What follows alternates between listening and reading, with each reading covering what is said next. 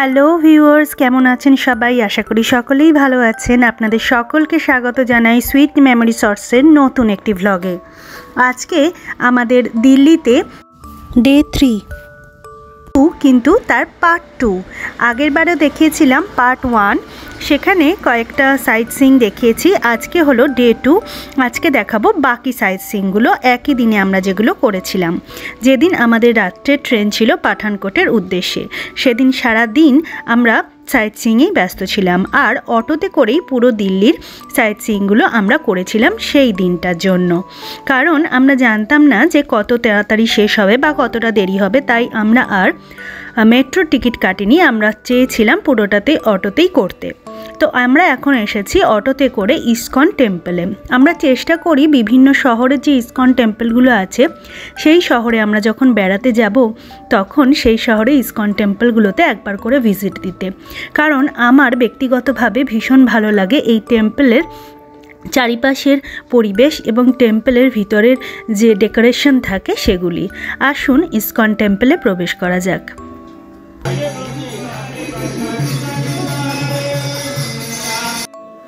ভিতরে ঢুকেই সিকিউরিটি গার্ডকে জিজ্ঞেস করে নিয়েছিলাম যে ছবি তুলতে পারবো কি না। তার উত্তর ছিল শুধুমাত্র ভগবানের ছবি তুলতে পারবেন, নিজেদের ছবি নয়।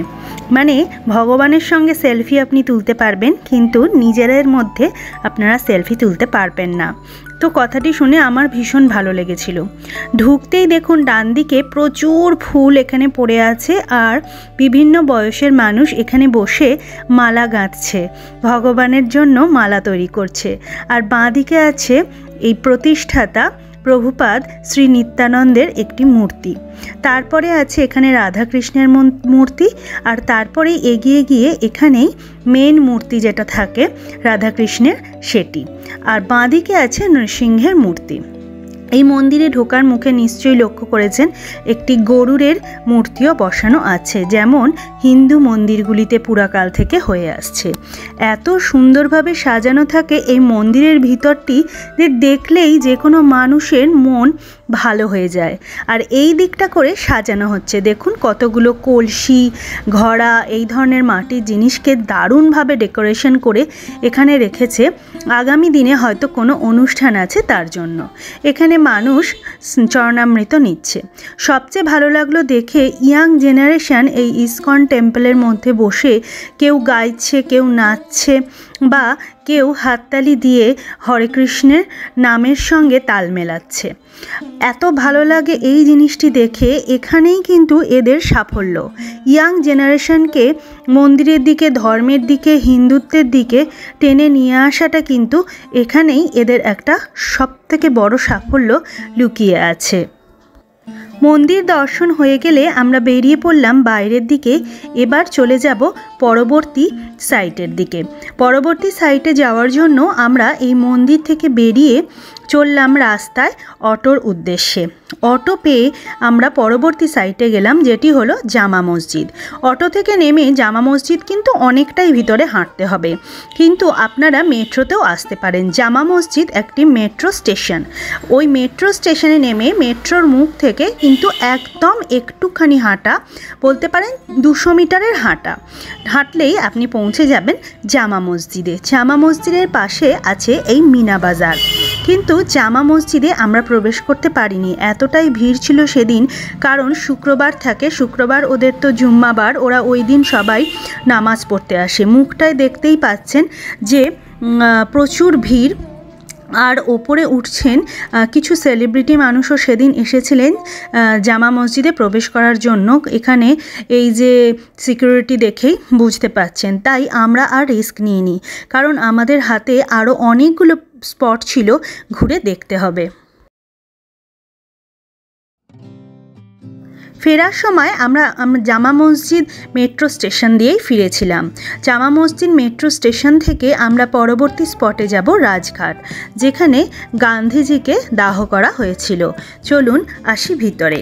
সিকিউরিটি চেকিং করে আমরা বেশ অনেকটাই ভিতরে গিয়ে তারপর প্রবেশ করলাম রাজঘাটের প্রধান সমাধিস্থলে। রাজঘাটের সমাধিস্থলে ঠিক মাঝখানে কালো মার্বেলের তৈরি উঁচু একটি প্ল্যাটফর্ম করা আছে, আর তার মধ্যে জ্বলছে অমর জ্যোতি, যেটি গান্ধীজি সমাধিস্থল হিসেবে চিহ্নিত করা হয়, বলা হয় বিউরিয়াল মেমোরিয়াল। আর অন্যান্য আরও অনেক মানুষের বিউরিয়াল মেমোরিয়ালও এখানে আছে।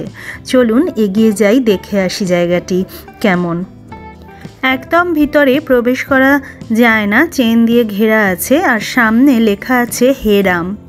দূর থেকে আপনি এই চারদিকটা প্রদক্ষিণ করতে পারেন, আর সামনে দাঁড়িয়ে দেখতেও পারেন এবং ছবিও তুলতে পারেন ইচ্ছা মতো। এরপরে বেরিয়ে চললাম আমরা রাজঘাট থেকে বাইরে যেখানে জুতো রাখা আছে সেখান থেকে জুতো নিয়ে আমাদের বেরিয়ে যেতে হবে অটোর উদ্দেশ্যে। এখানে এই বাচ্চাটিকে বারবার বসে পড়তে দেখে মেয়ে তো ভীষণ অবাক হয়ে গেছে যে রাস্তায় যেতে যেতে কে এরকমভাবে বসে পড়ে রাস্তার মধ্যে। মানে বাচ্চাটি একটি বাঙালি পরিবারেরই, সে আর হাঁটতে চাইছিল না। খিদে তো আমাদেরও পেয়েছিল, তাই আমরা অটো কাকুকে বললাম একটি ভালো রেস্টুরেন্টে নিয়ে যেতে। তো তিনি সত্যি ভীষণ ভালো একটি ভেজ রেস্টুরেন্টে নিয়ে গিয়েছিলেন। লাঞ্চ হওয়ার পরে আমরা চলে এলাম পরবর্তী স্পট পুরানা কিলা। এই পুরানা কিলা কিন্তু ভীষণ বড় একটি কেল্লা বা দুর্গ। এই পুরানা কিলার চারপাশে পরিখা দিয়ে ঘেরা, ঠিক যেমন প্রতিটি দুর্গের চারপাশে পরিখা বা নদীর মতো একটি অংশ দিয়ে ঘেরা থাকতো, এখানেও আছে সেটি।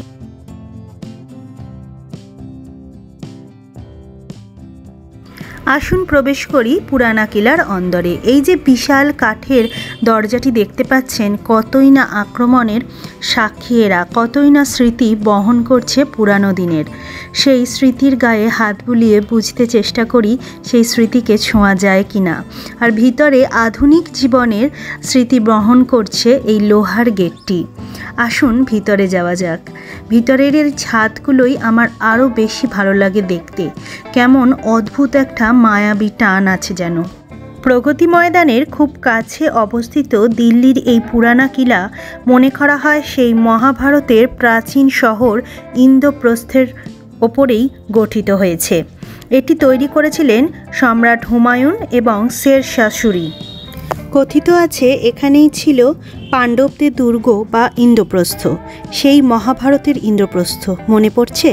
1970-এর দশকে পুরানা কিলার প্রাচীরগুলি প্রথম থিয়েটারের পটভূমি হিসাবে ব্যবহৃত হয়েছিল। এখানেই মঞ্চস্থ হয়েছিল তুঘলক, অন্ধযুগ এবং সুলতান রাজিয়ার মতো থিয়েটার। এর পশ্চিমমুখী গেটটিকে বলা হয় বড় দরওয়াজা। দক্ষিণ দিকের গেটটি হুমায়ুন গেট নামে পরিচিত।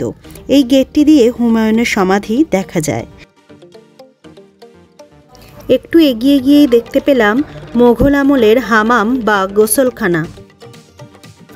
শেরমণ্ডল শের শাহের নামে নামকরণ করা লাল বেলে পাথরের এই দোতলা অষ্টভুজাকৃতি টাওয়ারটি, এটি ছিল হুমায়ুনের লাইব্রেরি। এটি সেই জায়গা যেখানে 1556 সালে 24শে জানুয়ারি হুমায়ুন তৃতীয় তলা থেকে পড়ে গিয়ে মৃত্যুবরণ করেন। সন্ধ্যার নামাজে তাড়াহুড়ো করে নিচে নামার সময় পিছলে পড়ে যান তিনি, আর 2 দিনের মধ্যেই মৃত্যু। লাইব্রেরিটির ভিতর এখন ঢুকতে দেওয়া হয় না।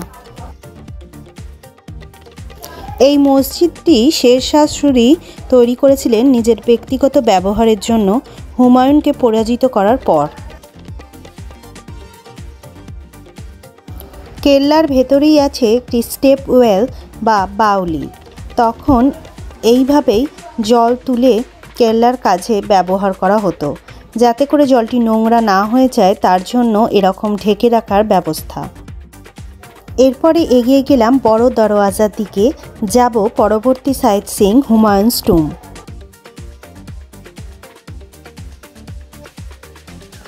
মুঘল সম্রাট হুমায়ুনের পত্নী হামিদা বানু বেগম এই সমাধিটি নির্মাণ করেন। হুমায়ুনের সমাধি ভারতের উপমহাদেশের প্রধান উদ্যান সমাধিক্ষেত্র।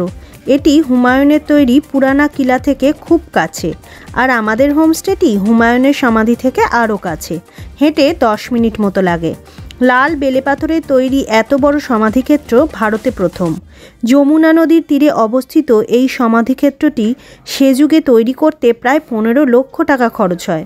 এই চত্বরে হুমায়ুনের সমাধি ছাড়াও রয়েছে তার পত্নী হামিদা বেগম এবং সম্রাট শাহজাহানের পুত্র দারা শিকোর সমাধিস্থল। এছাড়াও আরও অনেক মুঘল শাসকদের সমাধিস্থল এটি।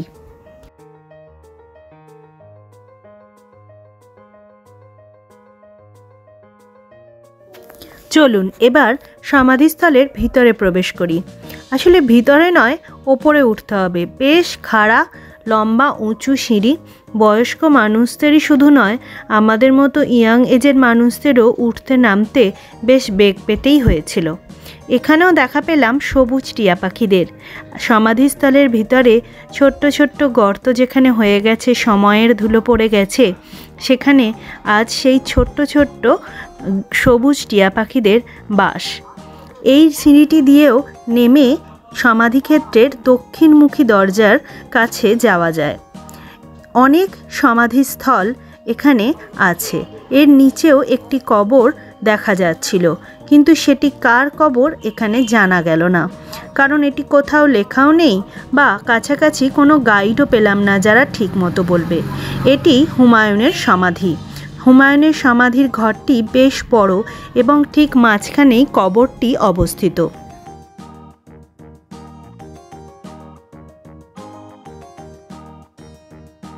হুমায়ুনের সমাধিস্থল থেকে বেরিয়ে চলুন পাশেই অবস্থিত আরেকটি সমাধিক্ষেত্রে যাই।